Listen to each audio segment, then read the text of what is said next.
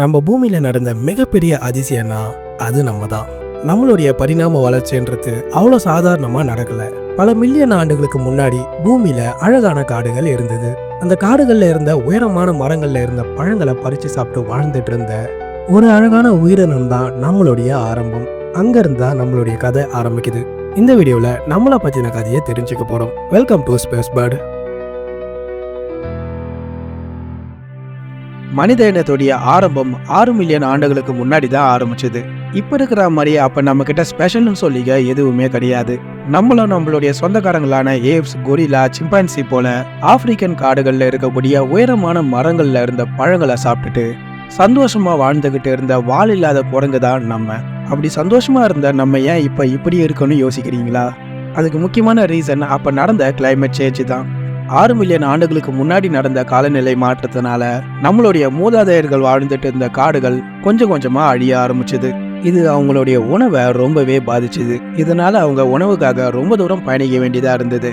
அவங்களுடைய உணவை சேகரிக்க 4 கால் பயணம்ன்றது ரொம்பவே கடினமா இருந்ததுனால 2 கால்ல நடக்க ஆரம்பிச்சாங்க. இதனால அவங்களால ரொம்ப தூரம் நடக்கவும் முடிஞ்சது. அவங்களுக்கு தேவையான உணவையும் சேகரிக்க முடிஞ்சது. இந்த காலகட்டத்தை தான் பைபெடலிசம் சொல்லுவாங்க. மனித இனத்துடைய முதல் திருப்பு முனை இங்க தான் ஆரம்பிச்சது. அந்த காலத்துல இருந்த வாழ்க்கை ரொம்பவே கடினமானது. ஏன்னா மற்ற விலங்குகள் நம்மள ரொம்ப சுலபமா வேட்டையாடிடும். இது மாதிரியான சூழ்நிலையில நம்மள போல உயிரினங்கள் ஆரம்ப காலத்துல உருவாக முடியல. நம்மளுடைய ஆரம்ப கால மூதாதையர்கள்ல ஒன்னான ஆஸ்ட்ரலோபிதேகஸ் ரொம்பவே சின்னதாகவும் அதே சமயம் சுறுசுறுப்பாகவும் இருந்தது. இதனால அதுங்களால பல அச்சுறுத்தல்ல இருந்து தப்பிக்க முடிஞ்சது. அதே சமயம் மற்ற விலங்கு கிட்ட மாட்டி சிலது இறந்தும் போச்சு. காலங்கள் போக போக இவங்க பரிணாமமும் அடைய ஆரம்பிச்சாங்க. ஹோமோ ஹபிலஸ் இவங்கள த ஹேண்டிமேன் சொல்லுவாங்க. இந்த இனம் கற்களை கருவிகளா பயன்படுத்த ஆரம்பிச்சது. மற்ற விலங்கு கிட்ட இருந்து தங்களை பாதுகாத்துக்கவும் மற்ற விலங்குகளை வேட்டையாடவும் கற்களை ரொம்ப கூர்மையான ஆயுதங்களா உருவாக்கி அதை வச்சு வேட்டையாட ஆரம்பிச்சாங்க. இதனால ஹோமோ ஹபிலஸ் ரொம்பவே சந்தோஷமா இருந்துருப்பாங்க. ஏன்னா அவங்க மற்ற விலங்கு கிட்ட இருந்து தங்களை பாதுகாத்துக்கிறதுக்கான கருவியை கண்டுபிடிச்சிட்டாங்க. ஆனா அவங்களுக்கான ஆபத்து வெறும் விலங்குகளால மட்டும்தானா? கண்டிப்பா இல்ல. காலநிலை மாற்றம் அதுதான் அவங்களுடைய மிகப்பெரிய எதிரியா இருந்தது. இப்படி அவங்க எல்லா ஆபத்தில இருந்து தங்களை பாதுகாத்துக்கிட்டு காலத்துக்கு ஏற்ற மாதிரி மாறி மாறிய 4 மில்லியன் ஆண்டுகள் ஓடி போச்சு. ஹோமோ எரெக்டஸா பரிணாமம் அடைஞ்சாங்க. 2 மில்லியன் ஆண்டுகளுக்கு முன்னாடி காலத்தால ஏற்பட்ட மாற்றத்தால இவங்க ரொம்பவே உயரமானவங்களாகவும் வலிமையானவங்களாகவும் இதுக்கு முன்னாடி வாழ்ந்த அவங்களுடைய மூதாதையர்களை விட புத்திசாலிகளாகவும் இருந்தாங்க. இந்த காலகட்டத்துல தான் நெருப்பை பயன்படுத்த ஆரம்பிச்சாங்க. அந்த நெருப்பு எல்லாத்தையும் மாத்த ஆரம்பிச்சது. அவங்க வேட்டையாடின உணவை நெருப்புல சுட்டு சாப்பிடணுன்ற சிந்தனையை உருவாக்குச்சு. இறைச்சியை சமைக்க ஆரம்பிச்சதுனால அவங்களுக்கு தேவையான கலோரிஸ், ஊட்டச்சத்து எல்லாமே கிடைக்க ஆரம்பிச்சது. இவங்க தான் மனித இனமா பரிணாமம் அடைஞ்சாங்க. ஆப்பிரிக்காவை விட்டு வெளியேறி ஐரோப்பியா, ஆசியா கண்டங்களுக்கு பரவ ஆரம்பிச்சாங்க. பூமியில ஏற்பட்ட காலநிலை மாற்றத்தினால குளிர் பிரதேசமா மாற ஆரம்பிச்சது. இதுல பல ஹோமினின் இனங்கள் வாழ முடியாம இறந்து போச்சு. ஒரு சிலது அதை தாக்கு பிடிச்சி வாழ்ந்தாங்க. ஐரோப்பாவில் மற்றொரு இனமான நியண்டர்தால்ஸ் வாழ்ந்துட்டு இருந்தாங்க. அவங்க குளிர தாக்கு பிடிக்கிறதுக்கான வலிமையான உடல்களும் பெரிய மூளை அமைப்போட இருந்தாங்க. நூற்றாயிரக்கணக்கான ஆண்டுகளா நியண்டர்தால்ஸ் பனியுக ஐரோப்பாவில் கடுமையான காலநிலையில ஆதிக்கம் செலுத்தினாங்க. அவங்க திறமையான வேட்டையாடுறவங்களாவும் கருவிகளை உருவாக்குறவங்களாவும் கலைகளை உருவாக்குறவங்களாவும் இறந்தவங்களை புதைக்கணுன்ற கலாச்சாரத்தை கொண்டவங்களாவும் இருந்தாங்க.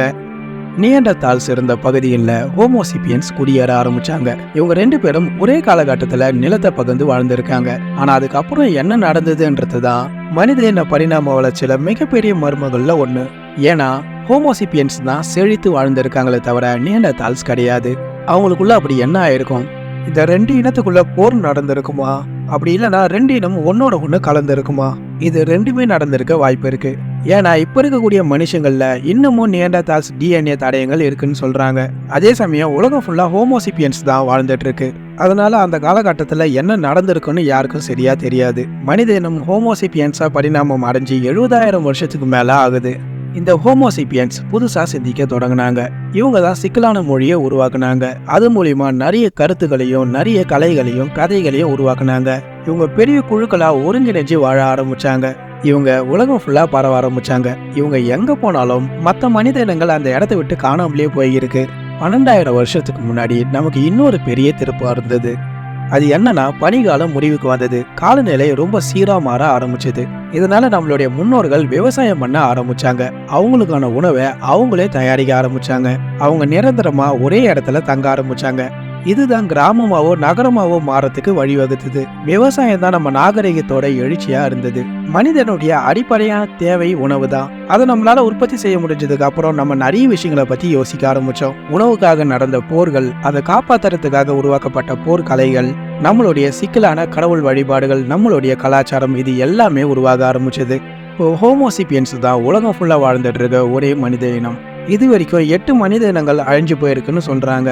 Homo habilis, Homo rudolfensis, Homo erectus, Homo antecessor, Homo heidelbergensis, Homo floresiensis, Neanderthals, Denisovan, Homo நெலண்டின்னு நிறைய இனங்கள் அழிஞ்சு போயிருக்கலாம். அப்படி இல்லைன்னா ஒன்னோட ஒன்று கலந்து கடைசியாக ஹோமோசிபியன்ஸா மாறி இருக்கலாம். நம்மளோட பயணம் ஒரு குரங்கா ஆரம்பிச்சு இப்போ மனுஷங்களா இங்க இருக்கும். நம்மளுடைய பரிணாம வளர்ச்சி இவ்வளவுதானான்னு கேட்டீங்கன்னா கண்டிப்பா இல்லை. நம்ம காலத்துக்கு ஏற்ற மாதிரி பரிணாம வளர்ச்சி அடைஞ்சுக்கிட்டே தான் இருப்போம். ஏன்னா நம்ம ஆப்பிரிக்கா காட்டுக்குள்ள வாழ்ந்த ஒரு குரங்கோட இனத்துல இருந்து மனுஷனா மாற நமக்கு 6 to 7 மில்லியன் ஆண்டுகள் தேவைப்பட்டிருக்கு. இப்ப இருக்கக்கூடிய இந்த உருவத்துல இருந்து இன்னும் 6-7 மில்லியன் ஆண்டுகளுக்கு அப்புறம் பூமியில ஏற்படக்கூடிய கால மாற்றத்துக்கு ஏத்த மாதிரி நம்ம உருவம் மாறவும் செய்யலாம். எதிர்காலத்துல நமக்கு என்ன நடக்கும்னு யாருக்கும் தெரியாது. இது போல பல சுவாரஸ்யமான விஷயங்களை நம்ம சேனல்ல தொடர்ந்து பார்க்கலாம். மறக்காம நம்ம சேனலை சப்ஸ்கிரைப் பண்ணுங்க.